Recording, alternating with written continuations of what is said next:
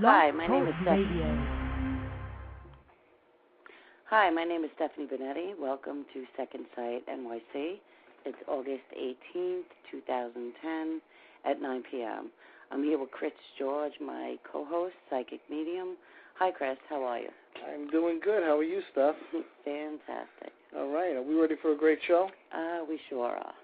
Okay. So, Chris, one of the questions that I get asked often is about free will, and I'd actually like to talk about this. So. Okay. Well, free will. Basically, everybody has it. You know, when I give people readings, I always let them know that they have free will because I'm a seer. I see what's going to happen. And for instance, if I tell somebody, you know what, I see a guy coming into your life in December, all right, and say it's January, that doesn't mean that you don't date anybody all the way to December looking for that person I told you about. It means you need to live your life, do what you're supposed to do. If somebody asks you out, you like the person, go out with him. You need to complete the steps to get to that December date. And you always have free will to change whatever's supposed to happen to you. Fair enough. I think that when people get psychic readings, they automatically think, he said this, so it shall be done, kind of. Right. Well, and you know what? A lot of times, to tell you the truth, it kind of is like that. But people have the ability to change anything. You know, if you're supposed to go left instead of right, and you don't do it, things change. That final destination that you're getting to might take a month or two or a year longer to get to if you don't do the things you're supposed to do. Okay, fair enough. So let's just, I know we discussed this last time, but let's just talk about how you got started and the beginning of this, just to give an introduction to people who don't know you or would like to get to know you. Okay, well, it started when I was very young. I would see spirit roaming my house, and it's kind of scared the hell out of me. I would talk about the spirits that I see, and my brother and two sisters would get very, very nervous. They didn't want to sleep in their rooms anymore. Before long, my mom and dad had 4 kids sleeping in bed with them because everybody was scared of what I was seeing. It got to the point where my father was going to actually send me to a psychiatrist because, you know, I must be crazy if I'm seeing spirit. And that's about the time when I decided, you know what, I'm not going to see spirit anymore. So I just kind of turned it off, and when it would happen, I would just kind of ignore it until it slowly just, like, went away. And then here I am, 13 years old, thinking I'm like this normal kid playing baseball and football and, you know, doing all the things normal 13-year-olds would do. And a few years later, I started seeing spirit again. Of course, it got me nervous, and I kind of turned it off again. And then when I went into the military, it started coming back, slowly but surely. And this time I really wasn't pushing it away, but I wasn't encouraging it. So it just happened sporadically. I would say it was 2001, I believe. I was in my living room, and it was my daughter's first birthday the next day. And I was on the phone with my cousin, and all of a sudden I saw a balloon starting to bounce around my dining room. And I saw the shadow of a heavy-set woman who I knew was my mother-in-law. And I saw her actually bouncing that balloon, a happy birthday balloon, all the way around my dining room, and it stuck to my daughter's picture. It was my mother-in-law saying, happy birthday to my daughter. And that's when all the floodgates opened. And then I started seeing spirit after spirit after spirit, and they just kept coming and coming. And it was just becoming overwhelming at one point. So I said, listen, you guys got to stop. And you want to know what they told me? No, we're not going to stop. Either you're going to accept who and what you are, or we're going to haunt you forever. I was like, haunt me forever? That doesn't sound too cool. So, you know, I honestly, at that point, I still was pushing it away, but I would be talking to one person, and there'd be spirit behind them trying to get my attention, and it would completely throw me off track, and I just couldn't take it anymore. Finally, it was about 2 in the morning, and this one spirit pops up in front of my TV, of course scaring the hell out of me, with his big handlebar mustache, and he says, you know what, it's time for you to learn. And he just had this stern look to him, and I said, you know what, I'm going to see what he's got to say. Now, you have to understand, I'm talking to somebody that nobody else sees. So I said, okay, I'm going to do it. I go down to my basement, and he starts teaching me. And every night I went down to my basement, and him and other spirits were coming and teaching me. They were teaching me how to ground myself. They were teaching me how to see auras. They were teaching me how to cleanse auras, how to do readings. They were telling me, if you tell people what we tell you, we'll help you with your readings, okay? So I was like, oh, that's pretty cool. Then they started teaching me how to channel. And then I got into seances, which just kind of like took off for me. And I started doing seances all the time. Like the big Saturday night in my neighborhood was a seance at Chris's house. And it just started blowing up from there. And then from there, I learned how to do healing. Spirit came to me and taught me how to do healing, hands-on healing and just distant healing and different things like that. All right, Chris, so we've done quite a few investigations lately. Right. We've captured many EVPs. They're all noted on our website, which is www.secondsightnyc.webs.com. Aside from our investigations, which we'll get to, is there any other particular stories that you'd like to mention? Like, for instance, I'd imagine being a psychic medium that you're constantly trying to prove yourself to people, and which is not easy, and it's like it's one of those things that, seeing is believing, believing is seeing, and some people believe it automatically, and some people need to see it to believe it. Right. So I'm sure there's a constant sense of proving yourself, whether you're giving a reading, whatever it is you're doing. I mean, I know personally that we have proof that is way beyond a shadow of a doubt, like the EVPs, like a lot of the videos, the pictures, and I'd say items that have occurred. But in terms of proving yourself, could we talk about that? Yeah, I'll give you two quick stories. Well, one's a quick story, one's a little longer. I was doing a Sweet 16. This very rich family asked me to come and do readings at their daughter's Sweet 16. So I thought I was going to do about 10, 12 readings. They had like 60 kids there, and I was giving them reading after reading after reading. After 30 readings, I mean, I was psychically spent. This lady comes in.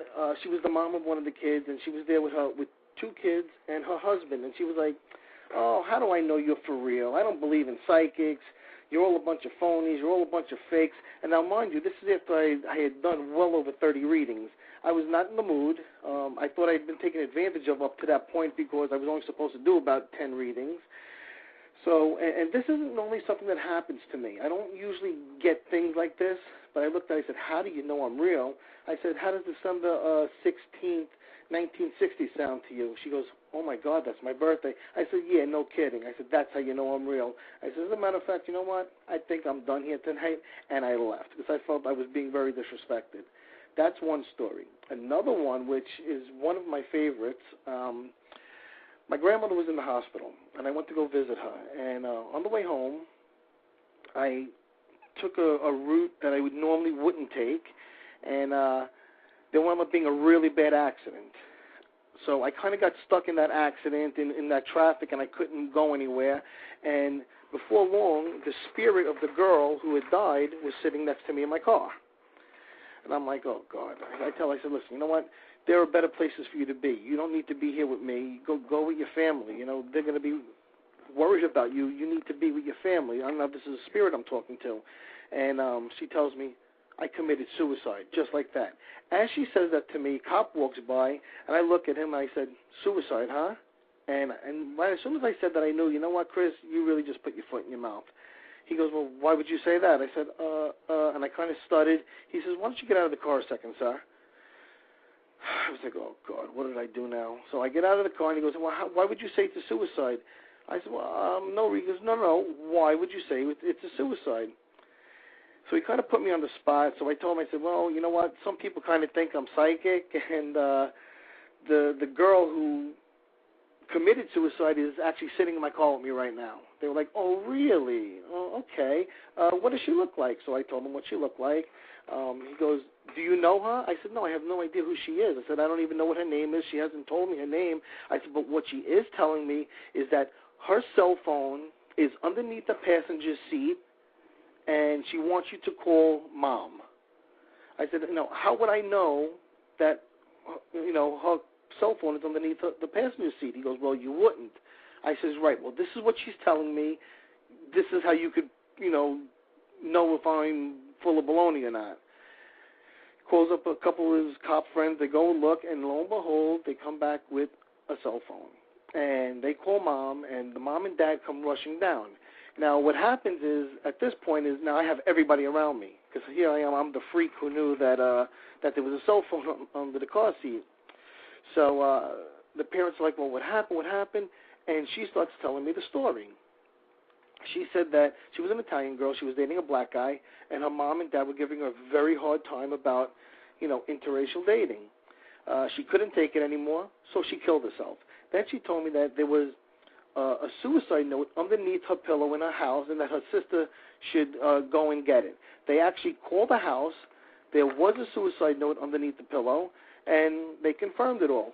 So after this, all the cops are around me, and they're like, oh, look, he's Mr. Psychic, especially this one cop who was really, really antagonizing me, calling me Mr. Psychic, calling me all these whatever, really trying to get me to do some psychic stuff out there. And I said, listen, I just want to go home. It's midnight. I just want to go home. He goes, no, tell me something, Mr. Psychic. Now, there's like 10 or 12 cops around and a couple firefighters. So his partner says, go ahead, man, tell him something. I was like, all right, I could tell you anything? The cop says, yeah, tell me anything. So I tell him, well, your wife is having an affair with your best friend, the firefighter. I says, as a matter of fact, she's with him right now. He goes, what? I says, yeah, give her a call. I guarantee you she's at his house. He did. Obviously, he flipped out there, and I went on my merry way. 2 days later, he calls me up. I had to give him my business card. He calls me up 2 days later and asks me where I was. I didn't want to tell him. He says, please, tell me where you are. So I told him I was in Manhattan. The guy comes with his cop car, and his partner pulls up to me and says, how much do you charge for a reading? I told him. He hands me that amount of money and says, you know what, man, thanks a lot. You saved me a lot of misery. And he went on his way. So there's one story of where I had to prove myself. I didn't want to, but he kind of pushed my buttons, and that's what happened. Okay, fair enough.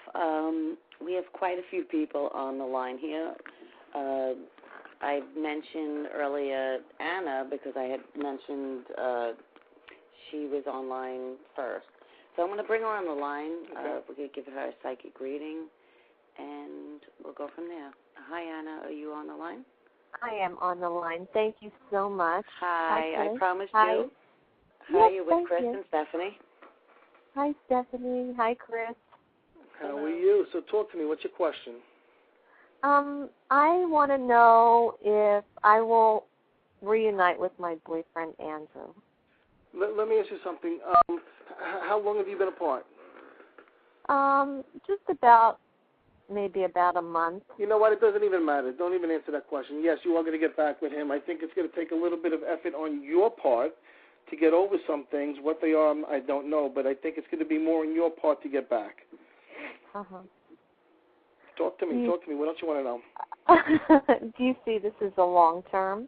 I do see it as a long term. Like I said, I think it's going to be a work in progress, though, and if it's worth it for you, it's going to happen. But like I said at the beginning of the show, there's something called free will. You have the free will to make it happen or not make it happen. I think it should happen. Okay, how about I put it to you that way? Oh, thank you so much. Is he missing You're very me? welcome. I think he's missing you more than you think. Oh, good. Thank you. That's always good to know, right? Just to mention, Absolutely. Anna is in New Jersey. Thanks for calling, and hopefully we'll talk to you soon. And you can check us out on the website also. Yeah, secondsightnyc.webs.com. Oh, great. I most definitely will, and thank you so much for that encouraging information. You are so welcome, Anna. Thank you. Thanks. Have a great evening. Thank you. Bye-bye. Bye-bye. Bye. Okay, so let's talk about a few other items. Just throw it out there. I know you do psychic development classes. Right. If I love them. If you'd like to, I think we might have to have a whole show devoted to those. But if you want to just mention that and what transpires there and whatnot. Well, in psychic development classes, I get a bunch of people together, and it's usually every 2 weeks. I do most of them in Staten Island and Manhattan. People get together, and I just work on their intuition. I let them know that everybody does have psychic ability of some sort. It's up to me to figure out, what their talents are, what their gifts are, and if they don't have gifts, teach them how to bring what every one of us has in us out. And up to now, I think it's been going fantastic. I see the people that are in the psychic development class we have going now, the strides that they've made are absolutely amazing. I mean, we have Alex, who actually the other day got the names of 2 people who passed away for a woman that he was giving a reading to, and he had never, ever done that before, and he actually got it. He did fantastic. And the aura readings, I mean, the people they're just getting so good at it. I love doing the classes. All right, so in the classes, we discuss aura readings, energy readings, candle magic. We go into channeling, healing. There are many aspects to the classes, and each one could really be a class within itself. Absolutely. However, how you're developing it is a little bit over time and a little reinforcement over classes. Right. And people are getting better and stronger. And from what I know, you've had people actually, more senior people, teach more junior people who join the class. That's right. Well, what that does is, the people that have been in the class longer, what I do is to let them know that they're actually learning something. I start teaching something, and I let them take over. And the newer people that are in the class are like, wow, is this what I could eventually do? It's reinforcing, re-encouraging to the person who has been in the class for quite some time, and it's just the same for the new person because they see what can be. And it's just very encouraging. Fantastic. So recently we've done some investigations, one of which has been Bailey Seton, and we have some fantastic EVPs which are on the website, and we also uploaded them tonight if we want to listen to them. But anyone could, at any time, could just go to the EVP tab to our website, www.secondsightnyc.webs.com, and check them out for themselves. And really, some of them sound so lifelike and so human-like that you can't even imagine that it's an electronic voice phenomena, which is what EVP stands for. But I did upload some, and we're going to talk about the investigation that was just recent at Bailey Seton. Right. And then I'll play that, and we'll see how it sounds. I'm not really sure. Well, before we play that, I think we should talk about how that all came about, the Chi-Chi thing. Sure, we can. From what I know and what we've done, we actually had dinner one night with the person that was going to get us into Bailey Seton, all contact. Right. This was 3 weeks ago. Yeah, 3 weeks ago. We sat down at his restaurant, Trent's restaurant in Staten Island. I think, what is that, Highland and Nelson. And we sat down and we had a conversation with him, and out of nowhere you had that whole vibe where you said, well, he said, the people who work there have this vision of a little boy who wanders the hallways, who's haunting this place. And there's been many nurses and folks, I'd say security guards, that have noticed this. And Chris said, and he said it to me personally, let alone Mike, who we've spoken with, and said, his name is Cheech. And Mike and I looked at Chris like, okay, we'll see, whatever. I get that look often. Well, I could imagine. And that was that. And last week, we did go to Bailey Seton, and earlier that day, we had a conversation in which you said to me, we're going to get an EVP from Cheech tonight. Yeah, there was no doubt in my mind about this. Yeah, I believe that. I believe that from speaking with you. And we just went from there. And we did go to Bailey Seton, and Mike was there as well. as well as the paranormal team from Second Sight, us, and a number of other folks. So there was quite an audience, as well as videotaping, night vision, and this was all documented heavily, actually. Heavily documented. Yeah, and we got quite a bit of evidence. You know, I look at a lot of these EVPs on YouTube, and they say Class A EVPs, and they're just really, I don't consider them to be real Class A EVPs. But when we're getting such phenomenal evidence, our standards are becoming higher than... Yeah, but you know what happens? We have a couple that are so lifelike that they almost sound fake. And when they happen, it's so bone-chilling that, I mean, the people that are there, everybody's mouths just drop. If you watch the video on our website, you'll see. And there's going to be more videos of that to come. Might I add, I also put it on YouTube on the Second Sight NYC.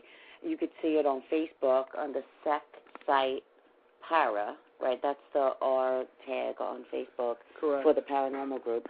It's available on also Second Sight NYC. Yeah, anybody who watches this is absolutely be blown away. Aside from the website and aside from YouTube and all these other, they have the videos, and then there's also an MP3 that I played that you can hear it, and then you could actually watch it occurring, which is a lot different than just someone playing something and saying, oh, this is what it, there's a lot of documentation here. And then there's also photos as well. The photos are absolutely mind-boggling. When you see these photos, people, you are not going to believe your eyes. They are that amazing.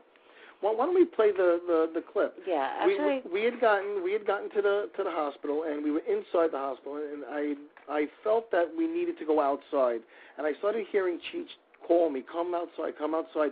So we walked out into the woods. I said, this is where he is. And just to give everybody else some credit, everybody else started feeling all the energy exactly where we were. All right, we took a couple pictures. We got orbs in them right where we were standing outside, and you know, it was, you could feel the energy starting to build. And I just had a feeling that something great was going to happen, and I hope that everybody else felt the same way. We asked the question, who is here that wants to talk to us, and this is what we got.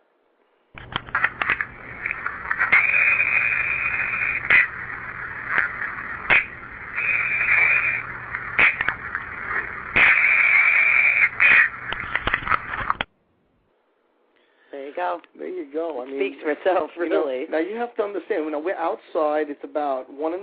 It's pitch black. We're in the woods. The only light we had was the moon, which was pretty much being covered by the trees. And we had Larry taking some night vision. We had the clip that you see on YouTube and everything is just another camera that was off to the side. The main camera isn't even. We haven't even uploaded that yet. I can't wait to see what that's like. It's just bone chilling. To be there was amazing. It was a great moment in paranormal investigation. I believe one of the best ever, and I was so proud to be part of it. I know, it really was fantastic. Just the video, no, but the video alone. If you watch the video, not only do you hear the audio, you actually see what transpired during that evening. Okay, so. I think we should do another EVP. Why don't we do the one with the angry spirit? I kind of like that one. It's kind of scary. Okay. Before you play, this had happened. We were in the Kreischer Mansion in Staten Island, which is a very, very well-known haunted place. A lot of murders and whatnot, and just really a real spooky, crazy place. I could tell you stories about that'll chill you to the bone. We asked if there was a spirit that wanted to talk to us, and this is what we got. Okay.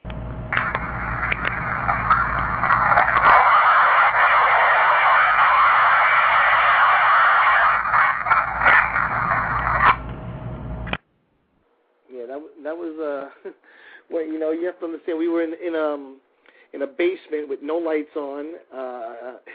It was a real spooky place. There were a lot of murders in this place and chopped up bodies that were found by the FBI and real crazy set of circumstances, surrounding the place. And to get a spirit like that just screaming at you A couple people left after that, to tell you the truth. Not members of our team, mind you, but other people that were there. Now, the other significant one, and I'll play this, and then we'll take some calls, but this one was actually at my own house, and we were talking to my spirit guide. Mm-hmm. Her name is Delia. And how did you find that out, by the way? From you. Oh, thanks. Oh, really? A little bit of credit thrown to the... Please.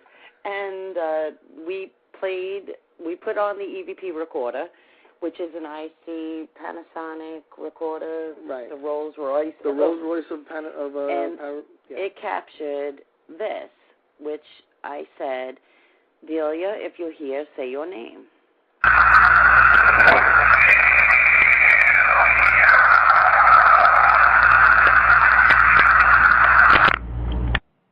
Which was quite significant.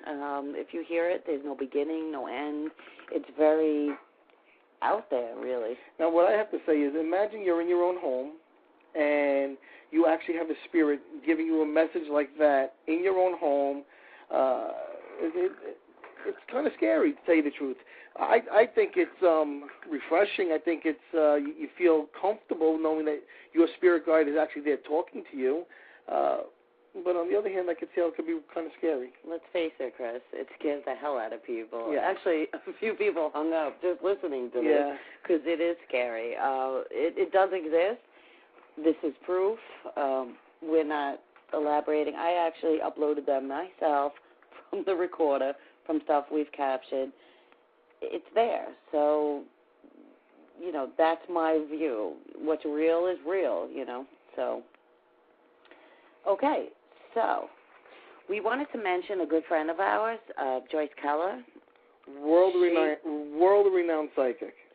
Not only is she a friend, she's a fantastic psychic. She is also on Blog Talk Radio as well as AM 1240 WGBB.com. Actually, right after this show at 10 o'clock, her show goes on. If you log into her website, it's AM 1240 WGBB.com, the Joyce Keller Show. She's an outstanding psychic. She also has the Joyce Keller Show on the Blog Talk Radio every Wednesday at 2 p.m. in the afternoon. She has given us some good advice, and we've collectively sat and discussed many things, really, right, including these EVPs and everything else. I've actually been a guest on her show 6 times so far, and it's always an honor to be on her show. Fantastic. Okay, Chris. So, what else would you like to talk about tonight? Well, we gave an example of good messages. Of a bad message I've given somebody. Why don't I give an example of a good message? What do you think about that? Quick story. Sure. Years ago, I used to have vendors that worked out in Manhattan selling stuff in the street. And I was out there one day with my vendor, and a family from South Carolina, I believe it was North Carolina, comes to my stand, and they were just nasty, nasty people. Now, I pride myself on being really nice. Most people would think I'm a nice person, especially, while I'm working, I'm trying to make people feel comfortable and whatnot. These women were so nasty that I just wanted them to leave. They had a little girl. I don't remember what her name was. It was something like Anna or something like that. I don't remember what her name was. But she was being really, really sweet, trying to talk to me. The mother says, "Don't talk to him." I was like, what a rude, I don't want to say what I really said, but she was really rude. So they start walking away. And as they start walking away, I start getting a message. And I tell the little girl, I said, "Your dad just passed away?" She looks at me, she goes, "How did you know that?" And I says, well, the same answer I always give is, some people say I'm kind of psychic. She says, "Yeah, he passed away recently." I said, "Well, he wants you to know that he's very proud of you, and he's glad that you took after him and not your mom." But I wanted to give her something more. I felt like she, anybody could have said that to her, and I was kind of feeling down on what I was saying to her because I really wanted to give her something to encourage her, So she says, "Well, thank you." Now, mind you, her family is about, 20 yards away. They don't even know that she's back there with me still. So as she starts walking towards her mom and whoever those other women were, I get the message. I said, okay. I says, hey, sweetie. And she turns around, and as she looks at me, I said, be good, Lolly. Lolly obviously was a nickname that her dad used to call her. And she goes, oh, my God, you really are speaking to my dad. That's what he used to say every day before he went to work. And she ran to me. She gave me a big hug. She says, thank you so much. Tell my dad I love him. I says, no. You tell your dad you love him because he hears you every single time you say it. She gave me this big smile. And, again, her family was now like 30 yards away. Didn't even know she was back there with me. And she just took off to her family. And I just felt so good. I felt like I gave that little girl a gift. And it just made me feel really, really good. I have so many stories like that. I mean, I don't even know where to start. Another story, my dad. My dad was very sick. He had an open heart surgery, and he was in a coma afterwards. He couldn't wake up, and I was getting ready to do my first psychic and healing retreat in Pennsylvania. My dad was my biggest fan. He could not say enough good things about me to the point where I was embarrassed to be around him because he would say so many things about me that it was really just embarrassing. Needless to say, I wish he was here today, still embarrassing me, but he's not in the physical. Before he passed, he was so proud of the fact that I was getting ready to do my first retreat. People were coming in from all over to spend 3 days with me, and he was just so proud of that. He's told everybody that he could think of. Well, needless to say, the weekend that I was set to go, my dad was in a coma, and he was pretty bad. And I would say I didn't really tell my family this because there are certain things I just won't say, I guess, and my family was really holding on to the fact that he was going to pull through, and so was I. But he basically told me that he was going to pass when I was away. I knew he was going to pass when I was away, but he wouldn't pass before that because he knew that I would not go to that retreat. And that's what he wanted for me more than anything, to be there and showing people what I could do. He always wanted me to amaze people. His words to me were, be amazing tonight. So I was there, and it was Saturday, and I was just getting ready to really start doing my stuff that I was supposed to do when I got the call from my brother. And I knew. You want to know how I knew? Because as that phone rang, my father was standing right next to me. I answered the phone crying. And I said, I know, Danny. I know. He's here with me now. I know he passed. And it was a very, very, very hard thing for me to deal with. But, again, I knew he was going to pass. So everybody, all these people on this retreat were, like, being very, very supportive to me. And they told me, Chris, we would understand if you wanted to go home. Don't worry about it. And I was like, for a second, I thought about it. And my father looked at me. He said, are you crazy? He goes, these people came here for you.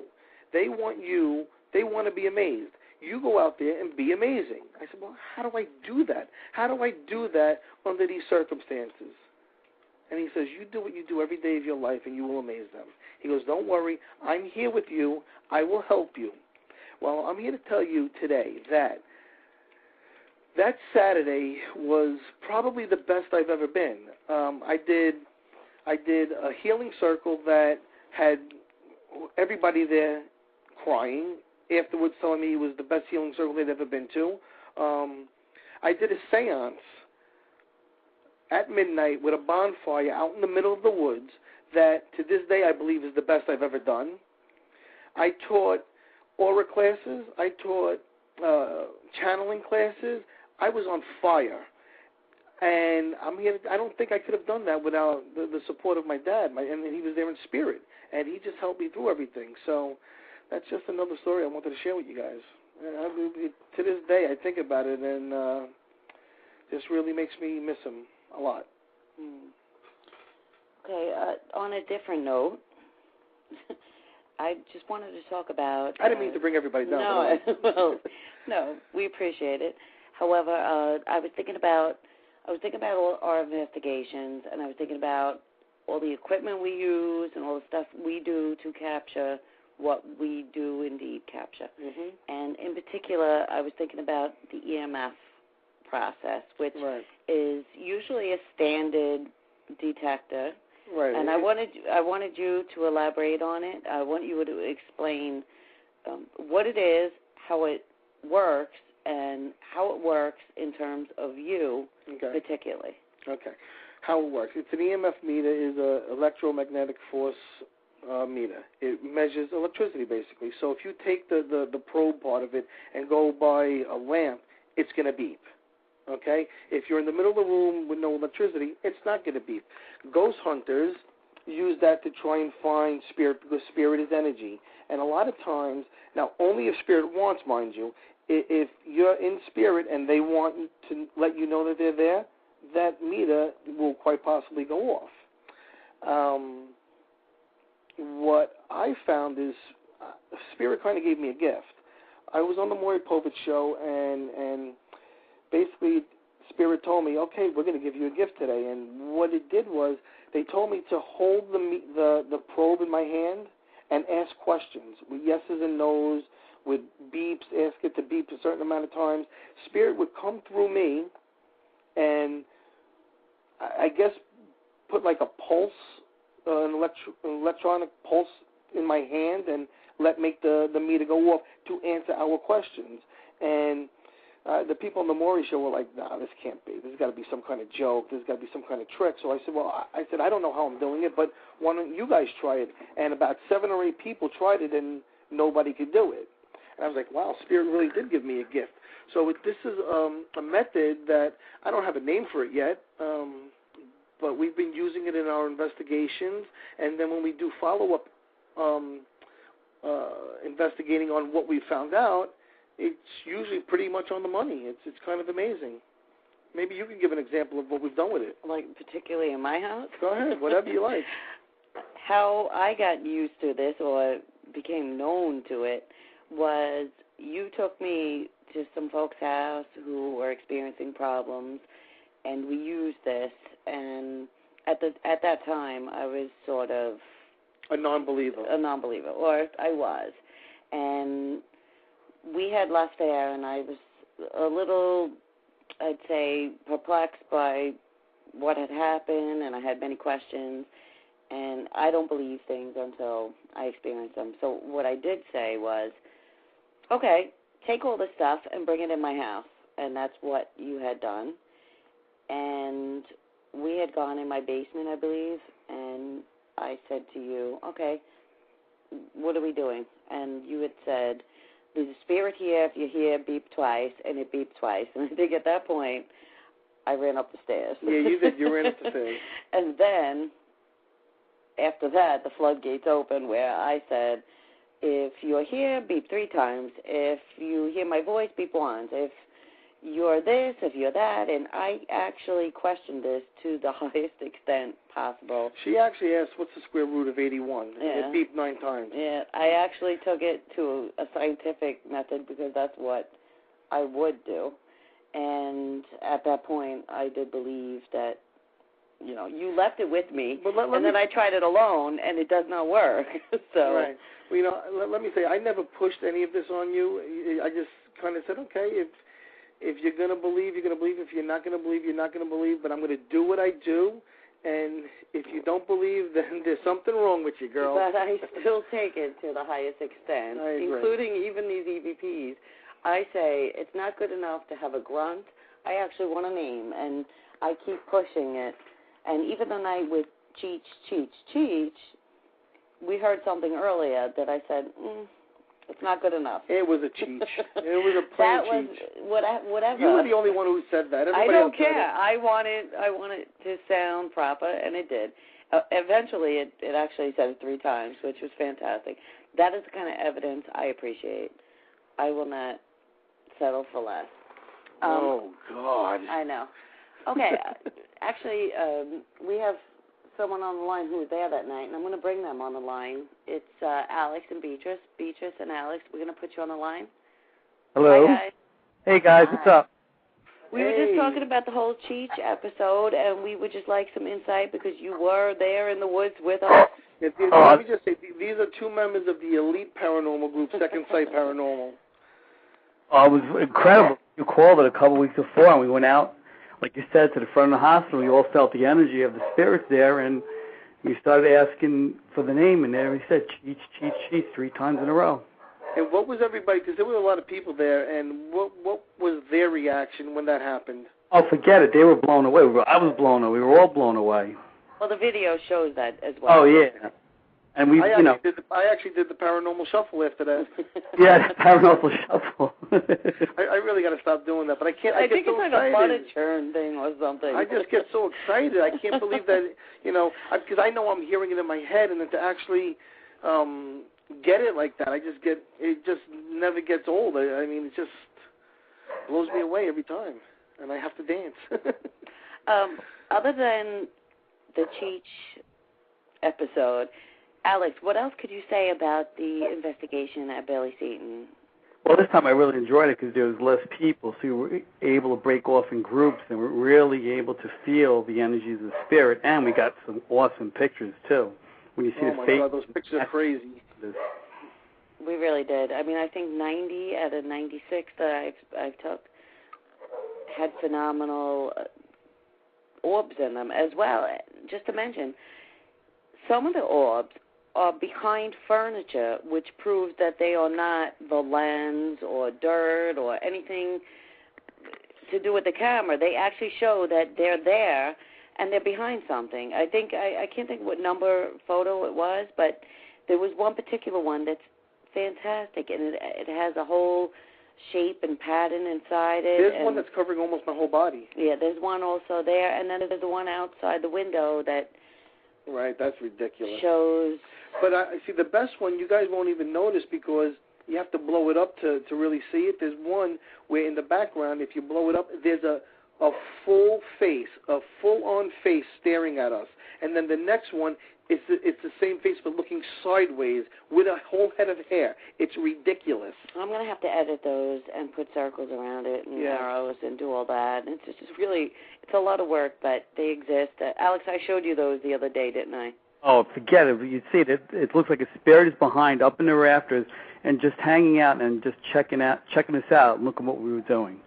Right, in a place that even a person couldn't stand because it's like you said, it's up in the rafters. And I took a couple before that one that shows the complete pipe with nothing, and then I took that one that all of a sudden there's a complete face there that it's not a person, they're not standing there, and you also know it wasn't there a moment ago. So I think we were doing EVPs at that moment. It could have been one of these. We were. Pretty fantastic stuff. Just to give Alex a little bit of credit, earlier I was talking about psychic development classes. Alex is actually the one who got the 2 names. I was really proud of you that night because that was the first time you really just did your thing, and you did really great, man. Well, it helps me to have a great teacher like yourself. I recommend anybody. Flattery, down to the What? You're making me blush, Alex. You're making me blush. I think you just did.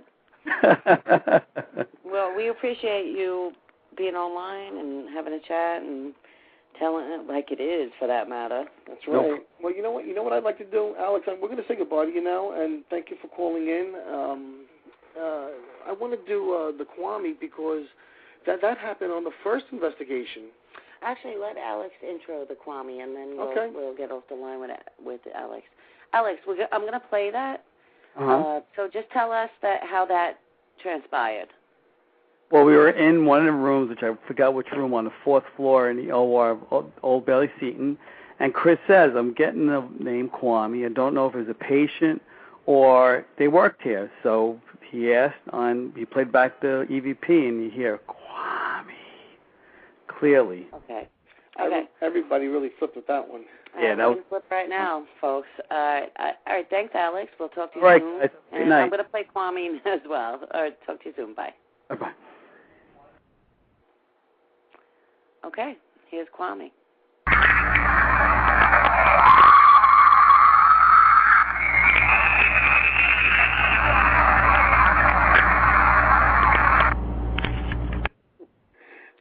That is so good. I remember. It actually makes my hair stand on it. The best part about that is I'm saying Kwame. And mind you, we have this on video. Me walking down the hallway saying, I hear the name Kwame. I wasn't even sure that was a real name, and everybody's looking at me, Kwame, are you crazy? Again, something I get often. And I'm like, maybe I am crazy, but I am hearing clearly the name Kwame. And next thing you know, we did that EVP, and we got it. And that was the night there was like 20 people there. I think 20 people's mouths just dropped in They just couldn't believe it. They were like stunned. That's also on night vision and cameras and documented as well. Right, all documented. We need to put that online when we can, just to reinforce the whole Kwame thing. It's so lifelike and realistic that it makes it hard to believe. Yeah, it was pretty amazing that night. Okay, I'm going to put someone on the line. Hello? Hey. Hi, you're with Chris George and Stephanie Benetti? Yes, it's good. Hi. Hi, Glitch. Glitch is another one of my psychic development students who's coming a very, very long way. He actually had a little bit of darkness around him, and we've been working on him, and he's been working on himself, and my little Glitch friend is really in the light right now. Yeah. And I'm really happy. Wait, you're considered the Glitch friend. Is there anything? What did you call for, Glitch? I wanted to know. GameStop. Yes. GameStop? Yes. I wanted to know. What do you want to ask? I wanted to know if I was getting a job at GameStop. Oh, geez. You know I don't like to read friends, Glitch. Yeah, I know. You put me on the spot. Honestly, I don't think you're going to get that job, and I feel horrible to tell you that, but don't worry about it because within the month you'll be working. I don't know where. I just don't believe it's going to be a GameStop, and I hate telling you that because you are my friend, but I wouldn't worry about it too much because, like I said, within a month you'll have a job. All right. All right, and you know I'm usually right. Yes. Okay, Glitch. I will see you at the psychic development class. All right. Thank you for calling in. Bye, Glitch. Yeah. Bye. Okay. So we've had quite a few friends of ours tonight. Yeah. Also, hopefully we're going to have some good friends of ours as guests in the future, like Joyce Keller, just to come on board, have a chat. Yeah. We're going to have a lot of good friends on the show, I'm sure. And our list of good friends is growing. Oh, hello? You're on the line. Hello? Hello? Hi. Oh, it's Leo. Who am I speaking with? Leo. Leo. Oh, Leo. I didn't realize I was on the line. This is the Angel You are. Man. 347, you're on the line. Hi, Leo. So how's everything? You guys are doing a great job today. I'm proud of you. Well, thank you. You're on the air, so talk to us. Well, you know what, Chris? I have a question for you, Leo. Well, that night, the last night of Billy Seaton, what stood out for you the most that night? I mean, I kind of know what it is, but I want you to bring it up. Billy Seaton? I mean, there's a lot of different events that happened. But for you, I know what I enjoy doing. What I enjoy doing is passing people into the light. Right, and you do a great job of it.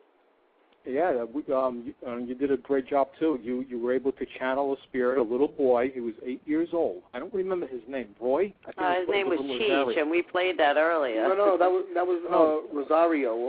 Rosario. Yeah. Cheech never came through because I guess he didn't know what we were doing, or we didn't call him. Maybe he was actually waiting for us to give him permission to come. But you channeled Rosario. He turned out to be an 8-year-old boy. He was very, very afraid. And he didn't want to tell us his story. And we took the opportunity to pass him into the light. And he told us that there were many other children there, hundreds of them possibly. I don't know how many, but there was a large number of them. So what we did was we formed a circle, everyone that was there. And I instructed everybody to pretend or put the intention out there that there's a cruise ship in the middle of this. with a lot of games and lights and toys and all kinds of fun stuff to attract the other children that were caught in the other dimension that never went into the light. So once we did that, the children started coming, and Larry actually heard little children talking while we were doing this. Yeah, Larry, let me just let people know that Larry is a phenomenal cameraman, and I give him big ups because he does a phenomenal job. Big ups. That big goes ups. also with some physical to the sky. That's right. God, I'm sorry, Leo. So what happened was we to make a long story short, we passed 100 or 200 children into the light that night. Yeah, it was pretty powerful. The NJ was intense. It was powerful. People felt it. You actually said that you thought you saw. What did you say? Something about my eyes? Oh, I think you have beautiful eyes. No, when I was looking at Leo, people can get the wrong idea about what me. A guy. We know him for what he is. While you were channeling, it appeared like sparkles were coming out of your eyes, like your eyes lit up, but very like a quarter of an inch wide, which is like a very light, very narrow dot, but it was bright. It like a very, very bright light in both eyes, not just one, and it happened several times. So that was awesome. I don't know if they caught that on film, but that was awesome. We're going to find out because it was videotaped, and actually Larry put it on DVD today. He's sending it out to me tomorrow, so I'll be able to look at all the evidence and check it all out. Which will go on to the website, www.secondsightnyc.webs.com. We'll have all those videos as well as the pictures and EVPs and all the documentation and evidence will be uploaded as well. And I just want to mention, if anybody is looking for readings, I mean that's also on the website. Everything that is offered is on the website: readings, healing, seances, psychic development classes, exorcisms, which is a big part of what I do. That's something probably for another show because it's such a big topic. Well, we have many topics. I think one topic or one episode we'll discuss the exorcisms. Another episode we'll probably discuss something that most people who are in tune to this think of, like fake psychics and whatnot. Right. Oh, yeah, I have a lot to say about that. I know you do. And we have many topics, really. I mean, there is the psychic readings that you give. That should be another show. Right. And healing would be another one. Healing is something I love, and might I add, Leo is like a partner of mine with the healing. Yeah. We do channeled healing circles together. Leo that is just a phenomenal healer. Really, really good. Yeah. So we'll have Leo on when we have that episode, but do we have to really have him on? Can we just well, we have him on now, and we kind of didn't even ask for it. Thanks, Leo, for talking with us. We'll talk to you soon. All right, thank you, guys. Take care.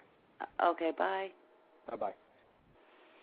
Yeah, Leo. So we've had many of our friends on tonight, which I'm glad. They thought enough to come on board and have a chat.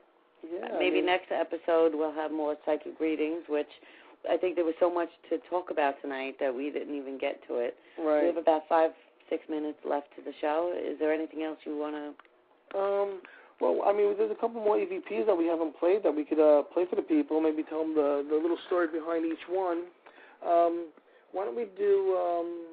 Well, I think just in terms of, I know it's not unfamiliar to us, but to other people, I'm just going to read what an EVP is. All right. It stands for it stands for electronic voice phenomena, and their voices detected in electronic devices that cannot currently be explained with known physical principles.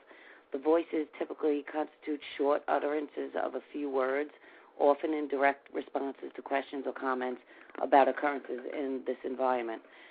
Reports of these voices have involved virtually every known technology that is capable of supporting human voice. EVPs are usually recorded using audio recording devices or audio recording computer software. In their basic form, EVPs are not heard at the time of recording, but they're heard at playback. And most people don't know that, but that's actually what that stands for. So We'll play one that we haven't played before, and this one in particular, I think, stays true to us. This one is I Really Love You, I Need You.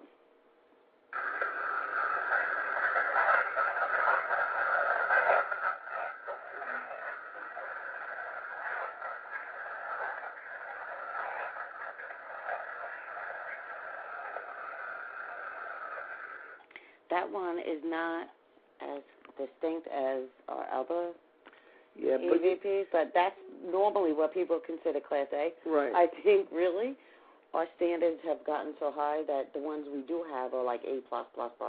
Yeah, they're ridiculous. That we're expecting so much more, but that's normally a Class A, correct? That's absolutely correct. And the other that we haven't played, I think, was Frank. And I think what you say is, what is your name? Tell me your name.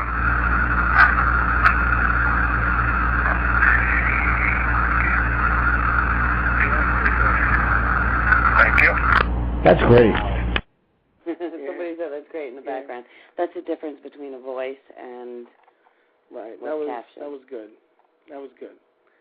So what else are we going to talk about? I don't know. Why don't we tell another story? It's up to you. You know, this is story time with Christopher George. Another story. Well, we got time for one more, and then we have to call goodnight. Oh, it's over already? Okay, one time I was doing a seance, and I had just started channeling a healer named Raj, who was a healer from India.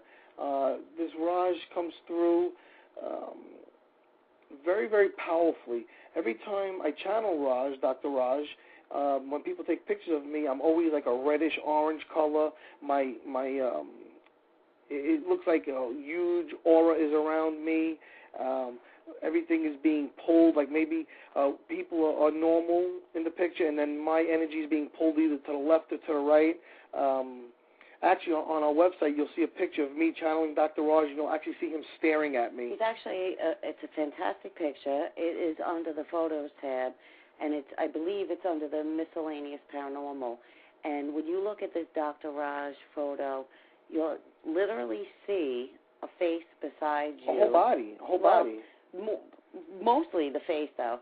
But in the neck of that face, you actually see another face, which is something I noticed that you right. I've never noticed it. It's a fantastic picture, and that really kind of backs up. Yeah, you know, I'm the type of psychic. You know, a lot of psychic mediums that do seances, and I really don't believe most of them are doing real seances. I think they do psychic circles or message circles. When I do a seance, I actually become the spirit, and they say that you shouldn't take pictures of the medium when he's with spirit. It could kill him. It could do this to him. That's a bunch of baloney. Anybody who says that, you know what, you're probably with a fake psychic. That's a bunch of baloney. I've had pictures taken of me when I was channeling that, I mean, you'll see them on the website. They're ridiculous. And I just want to tell you guys one more quick thing. They did a documentary on me, and we got to go? Well, we have like less than a minute. You don't have time for your story. I just want to tell everyone that to find out more information about Chris, go to www.secondsightnyc.webs.com. You can pretty much find out a bio or any other further information. And just to talk about next show, we're going to have a variety of paranormal subjects, as well as we're going to try to get some teams on to discuss investigations with us. We wanted to say, may the spirits guide you. And thank you, and good night.